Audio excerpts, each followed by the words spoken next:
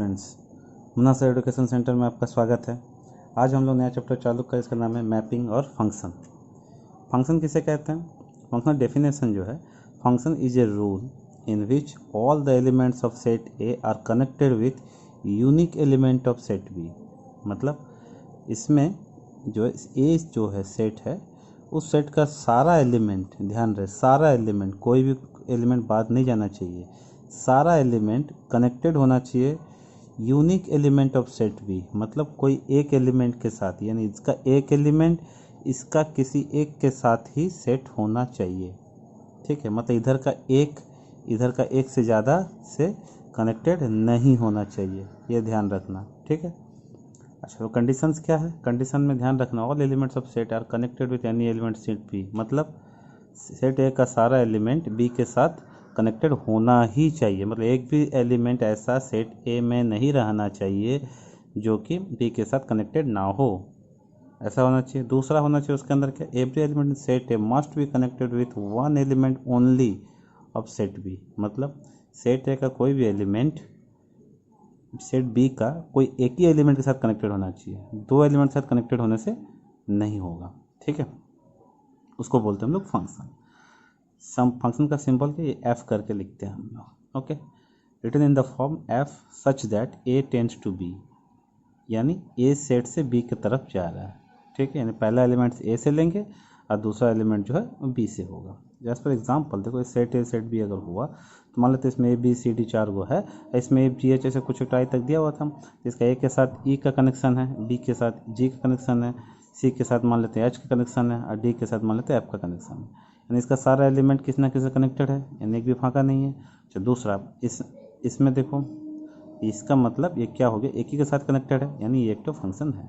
ठीक, अब इसमें हमको पहचानना है। उसके बाद फंक्शन तो क्लियर हुआ किसे कहते हैं। अब जानना है कि डोमेन क्या होता है, कोडोमेन क्या होता है, रेंज क्या होता है, ये सब जानना।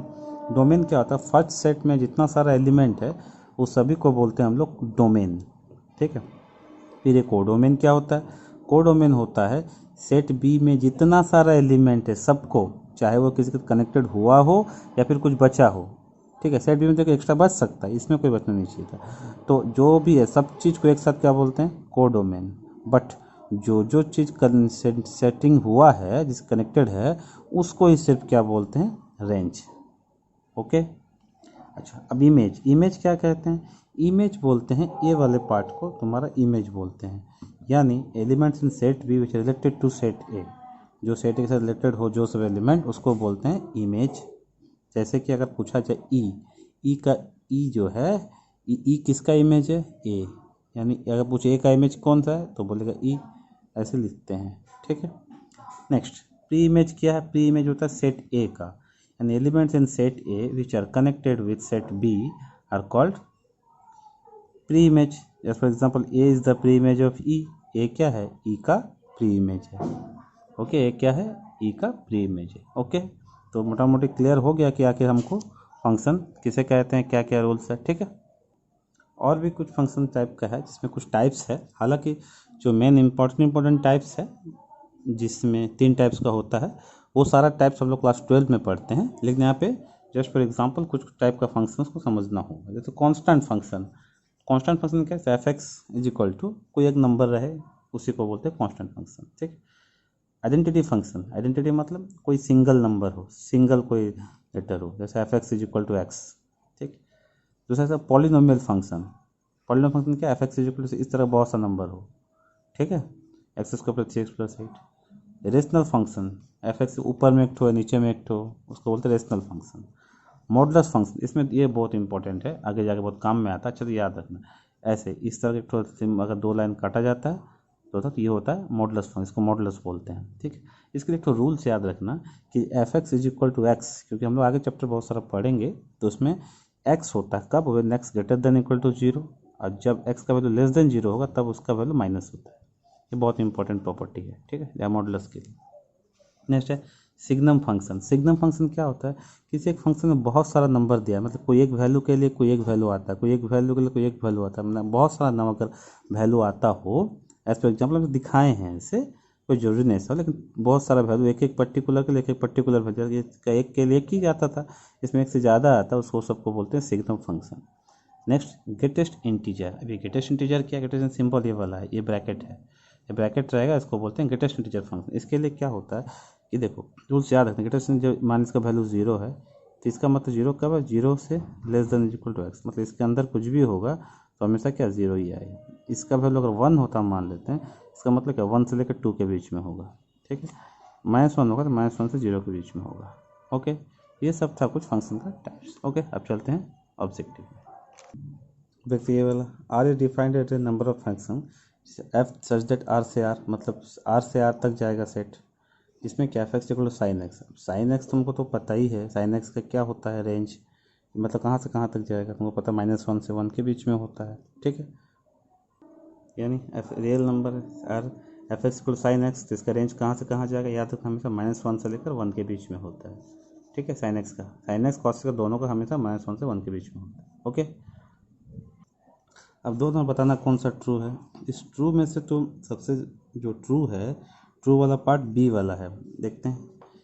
खाली हम बता देते हैं, if A such that A tends to B, मतलब ए से बी की तरफ डिफाइनिंग कर रहे हैं to be that once one element of A can not be associated with two distinct elements of B. हम बताए थे किसी सेट का एक एलिमेंट दूसरे के साथ दो का साथ कनेक्टेड नहीं होना चाहिए, यानी ये बात सही बोल रहा है। ओके, अच्छा नेक्स्ट क्वेश्चन में चलते हैं।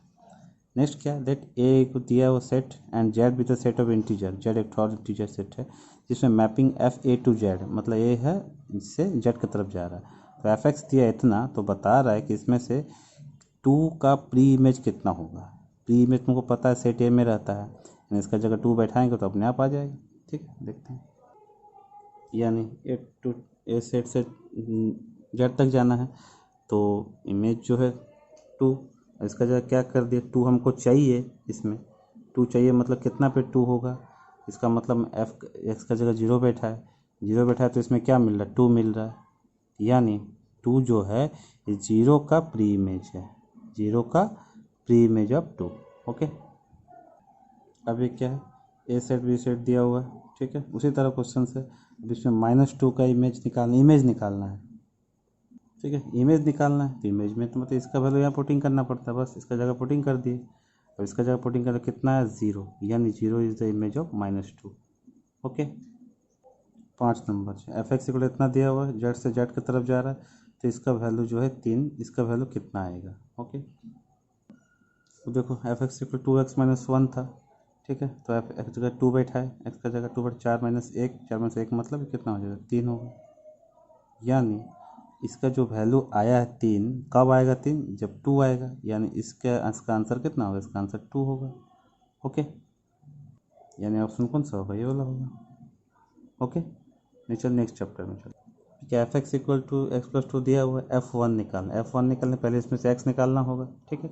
ये भी क्वेश्चन इंपॉर्टेंट इस टाइप का देख, तो दिया हुआ था replacing x by x-2, x का जगह x-2 से रिप्लेस कर दिए, इसका जगह x-2 बैठाएंगे तो x हो जाएगा, इस सब जगह जहाँ जो x-2 बैठा इसका फॉर्मूला डाल दिया, डालने के बाद मेरा ये वाला आया, ठीक है।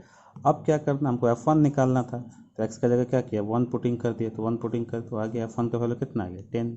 ओके, दूसरा क्वेश्चन उसी तरह एफ एक्स टू 4 है, एफ लॉग 4x का वैल्यू कितना होगा, करना क्या है, एफ एक्स की जगह पे क्या पुटिंग किया log 4x पुटिंग की, यहाँ log 4x, तो यहाँ पे x के log 4x है। अच्छा, अब तुमको पता है a log a f जब भी m होता तो सिर्फ ये वाला सारा हट जाता है, सिर्फ x बचता है बस, यानी इसका वैल्यू x होगा।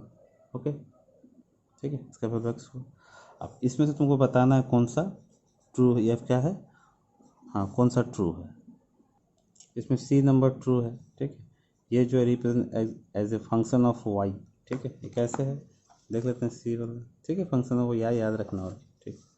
नेक्स्ट 4 नंबर जो है function f x equal to x है, phi x equal to this है, क्या ये दोनों सेम है, अगर सेम बोल दिया सॉरी सेम है तो किस कंडीशन पे सेम होगा ये देखना होगा। F x equal to X था, फाई एक्स इक्वल इतना, यानी positive value greater than 0 up to infinity, 0 से इन्फिनिटी के बीच में होगा और 0 भी होगा। ओके, 5 नंबर क्या है, एफ एक्स इक्वल टू दिया हुआ है तो एफ एक्स स्क्वायर -1 का निकालना है, ठीक। तो दिया हुआ फिर से इतना, रिप्लेस एक्स पर x square minus one, x का जगह में बैठा था, इसका जगह एक्स जहाँ जहाँ था बैठाते गए, तो आ गया इसका आंसर। ओके, 6 नंबर उसी तरह है, एफ एक्स माइनस वन है तो एफ एक्स निकालना है, यानी एक्स का जगह रिप्लेस करना होगा। ठीक है, replace x by x plus one, जहाँ जहाँ एक्स एक्स प्लस वन से रिप्लेस कर दिया, आ गया। ठीक, अब चलते हैं 7 नंबर। 7 नंबर में क्या ऐसे दिया हुआ, एक क्वेश्चन, इस टाइप क्वेश्चन इंपॉर्टेंट है, एफ वन माइनस वन निकालना है। ठीक, पहले तो क्वेश्चन में क्या है, एक्स को माइनस एक्स से रिप्लेस कर दिया, रिप्लेस करने के बाद सब जगह माइनस एक्स आया तो ये हट के ये वाला आ गया। अब ये इक्वेशन, पहला इक्वेशन दोनों को सॉल्व कर दिया, सॉल्व करने से क्या हो गया, ये एफ एक्स माइनस माइनस वाला कट गया, तो बच गया क्या तुम्हारा, प्लस वाला बच गया। ठीक है, प्लस वाला बचने के बाद इसको सॉल्व किया तो F x equal to 4x+3 आ गया। हमको चाहिए क्या था, हमको चाहिए था कि हमको एफ वन निकालना था, इसका जब वन बैठा तो वन आ गया, एफ माइनस निकालने वन आ गया। अब इन दोनों को जोड़ना था, जोड़ दिए, जोड़ने से आ गया। ओके, तरह 8 नंबर क्वेश्चन उसी तरह से हम क्वेश्चन से, ठीक है, इसमें एफ जीरो निकालना है।